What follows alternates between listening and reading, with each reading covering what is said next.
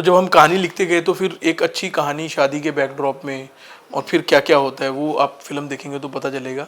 लेकिन पूरी जर्नी में बहुत मज़ा आया, परिवार में भी, हर जगह पर। लेकिन मुझे लगता है अब धीरे धीरे चीज़ें बदल रही हैं और इस तरह के अगर सब्जेक्ट पे फिल्में आती हैं, थोड़ी सी अवेयरनेस होती है, सब लोगों के कंसर्न होते हैं। And these are very sensitive subjects, रिश्तों पे, और पूरी कहानी लवली पे बेस्ड है कि उसके साथ क्या क्या हो रहा है और फिर कैसे वो अपने। और मुझे ऐसा लगता है कि इस तरह की जो प्रॉब्लम्स होती हैं, चाहे रंग की हों या किसी भी तरह की जो होती हैं, वो घर से ही शुरू होती हैं। ये तो बड़ा मतलब बहुत ही ऑर्गेनिक वे में आती है। पर मुझे ऐसा लगता है कि सबसे लिखना सबसे कठिन है, कॉमेडी लिखना सबसे कठिन है। और जब इतने किरदार हों और हर एक्टर को अपना एक रोल चाहिए, अपना एक लाइन चाहिए कॉमेडी की, तो वो सब बैलेंस करना, वो सब लिखना अपने आप में बहुत बहुत मुश्किल काम होता है। हेलो, मेरा नाम बलविंदर सिंह जांजू है और आप मुझे देख रहे हैं मायापुरी में। Hello, welcome on Mayapuri. और आज हमारे साथ है बलविंदर सिंह जांजूआ जी। Welcome sir. धन्यवाद धन्यवाद, थैंक यू। एंड बहुत बहुत मुबारकबाद फिल्म के लिए।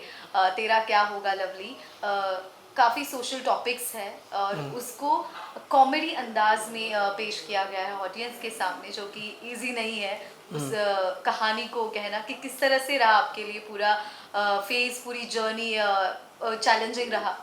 जर्नी तो बहुत अच्छी रही लेकिन थोड़ी लंबी रही क्योंकि रिलीज़ को थोड़ा टाइम लग गया। ओके। लेकिन बहुत मज़ा आया फिल्म करते हुए, क्योंकि एज अ राइटर पहले आप सोचते हैं कि किस तरह की कहानी आपको लिखनी है या कौन सा आइडिया आपको इंस्पायर करता है।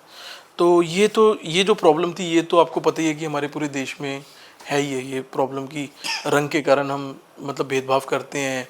और स्पेशली लड़की के लिए आप देखो कि वो शादी में उनको बड़ी दिक्कत आती है कि थोड़ा सा भी सांवला हो या थोड़ा भी रंग वैसा हो तो सारे परिवार वाले बोलते नहीं तो हमारी तो आने वाली पीढ़ी पूरी काली पैदा हो जाएगी और वो सब हो जाएगा।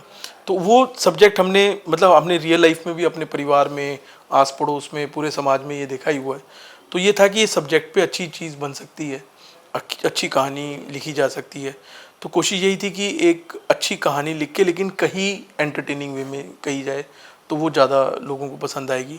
और इसी प्रॉब्लम के कारण मतलब अगर आप रंग में ऐसा है तो आपको डबल दहेज देना पड़ता है, फिर दहेज जैसी प्रॉब्लम भी इसमें आ जाती है। तो वो इस तरह से ये सारे मुद्दे आपस में जुड़े हुए थे। तो जब हम कहानी लिखते गए तो फिर एक अच्छी कहानी शादी के बैकड्रॉप में और फिर क्या क्या होता है वो आप फिल्म देखेंगे तो पता चलेगा। लेकिन पूरी जर्नी में बहुत मज़ा आया, चाहे वो लिखते हुए, फिर चाहे वो कास्टिंग करते हुए, और फिर जब फिल्म भी बनाई तो हमने बहुत दिल से फिल्म बनाई। तो वो सब चीज़ें हमने झेली हैं। इसमें कोविड के टाइम पे बनाई थी, कोविड के कारण रुक गई थी, फिर हमने वापस शूट की, तो वो सब चीज़ें भी इसके लिए रिलीज के लिए वक्त हाँ लगा। लगा। तो वो जी सब चीज़ें थी। जी सर, जिस तरह से आपने कहा कि वुमेन को कहीं ना कहीं रंग को लेकर जजमेंट्स शादी के वक्त, तो क्या लगता है आपको कि शादी के वक्त जब भी होती तो वुमेन को लेकर ही चीज़ें क्यों अंडर एस्टिमेट की जाती है कि रंग होना, ये होना, दहेज, पैसा, सोना एंड ऑल एवरीथिंग। देखिए, हमारा देश हमेशा से पुरुष प्रधान समाज। देश रहा है। तो वो प्रॉब्लम्स तो बहुत ही हैं और ये बहुत बड़ी प्रॉब्लम है कि ये जो सवाल है आपका छोटा सवाल नहीं है, बहुत बड़ा सवाल है। और लेकिन अब मुझे लगता है कि चीज़ें बदल भी रही हैं कि अब देखिए हर जगह पर, चाहे बड़े बड़े ऑफिसर्स हों, बड़े बड़े सीईओज़ हों, बड़ी बड़ी एमएनसीज में जो हैं वो लड़कियां ही हैं आज की तारीख में। तो अभी वो सब चीज़ें तो थोड़ी थोड़ी नॉर्मल हो रही हैं, लेकिन अभी भी कई कई वर्ग ऐसे भी हैं जहाँ पर ये चीज़ें अभी भी हैं। होती है जी। और क्यों लड़कियों के कारण, लड़कियों के साथ ही ये क्यों होता है, ये तो बहुत बड़ा सवाल है कि मतलब हम सब ने वो चीज़ें देखी हुई अपने परिवार में भी, हर जगह पर। लेकिन मुझे लगता है अब धीरे धीरे चीज़ें बदल रही हैं और इस तरह के अगर सब्जेक्ट पे फिल्में आती हैं, थोड़ी सी अवेयरनेस होती है, सब लोगों के कंसर्न होते हैं। And these are very sensitive subjects. तो ये ऐसा नहीं है कि इसको हम बिल्कुल ही हल्के में लें। तो सेंसिटिव सब्जेक्ट को अगर अगर आप फिल्म भी देखेंगे तो पूरा क्लाइमैक्स उस पर बेस्ड है, जहाँ पर मतलब लवली के कैरेक्टर क्या बात, उसकी व्यथा क्या है, वो क्या बोल रही है, उसने क्या क्या फील किया, वो पूरी फिल्म में दर्शाया गया है। तो वो चीज़ें हैं। लेकिन मतलब कोशिश यही है कि आज वुमेंस डे भी है, आज ही रिलीज़ हुई है। तो मुझे ऐसा लगता है कि ये चीज़ों पे थोड़ा सा और गौर करने की ज़रूरत है बिल्कुल और थोड़ा सेंसिटिवली हैंडल करने की ज़रूरत है। बिल्कुल, बहुत ही अच्छा मैसेज है सर कि अ, अगर एक लेडी टैलेंटेड है, एक बड़ी पोजीशन पे या फिर कोई भी किसी भी फील्ड में वो काम कर रही, तो टैलेंट से देखा जाए, परखा जाए, स्वभाव से बिल्कुल। परखा जाए, ना कि वो कैसे दिख रही है। अगर गरीब है तो सोना दहेज इन देना चीजों को पड़ेगा। लेकर। बिल्कुल, बिल्कुल।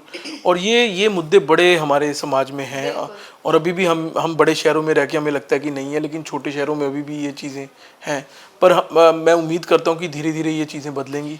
बट बहुत ही अच्छा सर, एक सिनेमा के जरिए हमने काफ़ी सारी ऐसी इंस्पायरिंग कहानियाँ देखी, और इनमें से ये एक ज़रूर ऑडियंस को, पर क्योंकि अच्छे रिव्यूज़ भी आ रहे हैं, जैसे बिल्कुल, मॉर्निंग बिल्कुल। से हम हाँ जी, सुनते हाँ भी जी। आ रहे हैं। एंड कास्टिंग को लेकर बात करना चाहेंगे, रणदीप हुडा, इलियाना डिक्रूज, करण कुंद्रा, क्या कुछ कहना चाहेंगे अबाउट द नहीं, एक्टर्स? नहीं, कैसा अनुभव रहा पूरी कास्ट के साथ, टीम के साथ? नहीं, बहुत बहुत अच्छा अनुभव रहा है कि इसमें जैसे आपने बोला रणदीप हैं, इलियाना हैं, करण कुंद्रा हैं, पवन मल्होत्रा, जी राजेंद्र गुप्ता, मेघना मलिक, गीता अग्रवाल, गीतिका विद्या, है ना, श्रुति पंवर जी, बहुत, सुखी चहल, बहुत लिस्ट है। और क्योंकि हम एक जॉइंट फैमिली की कहानी भी कह रहे थे, एक शादी का एटमॉस्फेयर भी रहता है, तो आपको पता है कि फिर सारे रिश्तेदार आ जाते हैं, तो पूरी कहानी रिश्तों पे और पूरी कहानी लवली पे बेस्ड है कि उसके साथ क्या क्या हो रहा है, और फिर कैसे वो अपने, और मुझे ऐसा लगता है कि इस तरह की जो प्रॉब्लम्स होती हैं, चाहे रंग की हों या किसी भी तरह की जो होती हैं, वो घर से ही शुरू होती हैं। वो घर वाले ही बोलना शुरू कर देते हैं। जैसे मेरी फिल्म में सीन है कि बाप ये बोल रहा है कि लवली चाय मत पीनी तो काली हो जाएगी, बचपन से। फिर हम देखते हैं कि पड़ोस में एक बंदी आके बोलती है कि इसको धूप में क्यों खेलने को बोल रही है, ये काली हो जाएगी। तो आप उस तरह से आप अपने घर से ही शुरू हो जाती हैं चीज़ें। तो अगर मज़ा तब आएगा जब आप घर वाले, चाहे कुछ भी हो, आप उसको उस चीज़ के लिए सुनाए ना, आप उसका कॉन्फिडेंस बढ़ाए कि कोई बात नहीं, अगर आपका रंग ऐसा है तो कोई टेंशन नहीं है, काबिल बनो। लेकिन और फिर वो बाहर जब जाएगी तो अगर कोई बोलेगा भी तो उसको पता मेरे घर वाले मेरे साथ में हैं, तो वो कॉन्फिडेंस वो उसको उधर से आएगा। लेकिन अगर आपके घर वाले भी आपको सुना रहे हैं, फिर बाहर भी आपके साथ वैसा हो रहा है, तो आप अकेले थेले पड़ जाते हैं। तो मुझे ऐसा लगता है कि ये चीज़ घर से ही, हर प्रॉब्लम जो है वो घर से ही शुरू होती है और घर पे ही ख़त्म होती है। तो अगर मेरे फिल्म के ज़रिए ये भी था कि अगर, जैसे आपने डायलॉग सुना होगा ट्रेलर में भी कि पवन जो फादर का कैरेक्टर कर रहे हैं वो बोल रहे हैं कि तेरी किस्मत तेरे रंग के आगे फीकी पड़ जी गई। जी जी। तो वो जो चीज़ है वही, वो भी हाईलाइट करने की ज़रूरत है कि आप अपने परिवार, अपने बच्चों के साथ ये सब मत करें। तो कोशिश वही है कि वो अवेयरनेस अगर हो जाए तो फिर सब चीज़ें बिल्कुल, सही हो कि जाएंगी। आपको रंग पर नहीं, बल्कि आपको प्राउड होना चाहिए कि जो पोजीशन पर वो है बिल्कुल। और एजुकेशन में। कोई भी आपके, अगर कोई ऐसी चीज़ भी है जो आपके हक में नहीं जाती, या आप उसके आप इन्फीरियर फील कर रहे हो, तो आपके घर वाले आपके साथ में होने चाहिए। तो वो विश्वास लेके जब आप बाहर जाओगे तो फिर सारी चीज़ें सही होती हैं। घर वालों की सपोर्ट होना, घर वालों का एक उस तरह से उस प्रॉब्लम को देखना, उनका नज़रिया सही होना बहुत ज़रूरी है। एंड सर, कॉमिक फिल्म भी है, कॉमेडी भी है, तो जो कि चैलेंजिंग ही रहती है अपने आप में। वो ह्यूमर क्रिएट करना, ऑडियंस तक एग्जीक्यूट करना एज अ डायरेक्टर, कैसा रहा आपके लिए? बहुत जाए कॉमेडी मुझे तो बड़ा मतलब बहुत ही ऑर्गेनिक वे में आती है।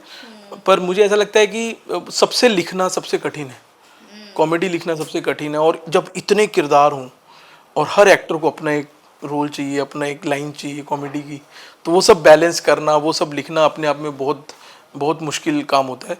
लेकिन अगर वो अच्छी चीज़ बन जाए तो उससे ज़्यादा आपको खुशी कभी नहीं मिलती कि अगर लोग हंस रहे हैं, लोग इंजॉय कर रहे हैं, मनोरंजन हो रहा है, तो उससे आपको बढ़िया खुशी भी आपको कहीं और किसी जॉनर में नहीं मिल सकती। ग्रेट। एंड सब फर्स्ट क्लास, ये भी आई थिंक आ रही है आपकी हाँ जी, हाँ मूवी जी, में, मेरी शहनाज गिल हाँ और जी, हाँ भी जी, कोई नाम है, क्या वरुण कहना चाहेंगे? वरुण शर्मा शर्मा, है, yes। शहनाज गिल है, मनु ऋषि है, कुशा कपिला है, फैजल मलिक है। काफ़ी इसमें भी इंटरेस्टिंग कास्ट है। ये भी कॉमेडी फिल्म है, ओके। और वो भी एक सब्जेक्ट, एक सोशल इशू को डील कर रही है।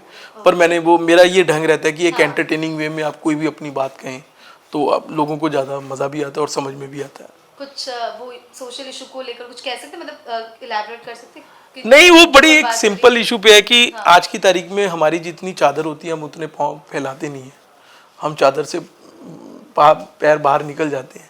तो उस इशू पे बेस होती है कि जैसे आज हमें 1 लाख रुपए 1.5 लाख रुपए के फ़ोन की ज़रूरत नहीं होती, लेकिन वो एक स्टेटस सिंबल बन जाता है। तो उस इशू को ये डील करती है कि किस तरह से आज लोग उस चीज़ का शिकार हैं, कि जैसे मतलब हमारे टाइम पे अगर फ़ोन नहीं भी थे तो हम खुश रहते थे, लेकिन आजकल वो नहीं है। आजकल हर हर बच्चा, हर जो मतलब चाहे वो कॉलेज जाना शुरू करता है तो उसके लिए वो स्टेटस सिंबल हो जाता है। तो वो उसको डील कर रही है वो फिल्म। ओके सर, और भी कुछ अपकमिंग प्रोजेक्ट्स है, कुछ हाँ, मैं एक शेयर और, करना चाहेंगे? ये फिर सब फर्स्ट क्लास तो मैं शूट खत्म कर चुका, अभी अगली एक एक्शन फिल्म है जिसपे वो कर रहे हैं, पर मैं इसके बारे में ज़्यादा नहीं बता सकता अभी, स्टिल वो चल रहा है। Thank you Thank sir. you so and much. Fan से, व्यूवर्स से क्या कहना चाहेंगे? अमेजिंग फिल्में आ रही है और पहले भी आप काफ़ी जो अपना योगदान जो इस इंडस्ट्री में दे चुके हैं, आप क्या कहना चाहेंगे? बस मैं मेरी यही कोशिश है सभी दर्शकों से कि वो इस फिल्म को थिएटर में जाके ज़रूर देखें, और थिएटर में ज़रूर जाके फिल्में देखा करें, और मतलब ये मत वेट करें कि ये OTT में आएगी या किसी प्लेटफॉर्म पे आएगी। अगर आपको ट्रेलर अच्छा लगा है तो प्लीज़ अपने परिवार के साथ जाके ये फिल्म ज़रूर देखें। ये बड़ी ही पारिवारिक और एक अच्छे एंटरटेनिंग वे में एक मैसेज कहने की कोशिश की गई है। बाकी धन्यवाद, thank you. Thank you so much Thank you, sir. thank you. Cameraman Roshan Hate के साथ शिल्पा नालमवाल, मायापुरी, मुंबई। Thank you.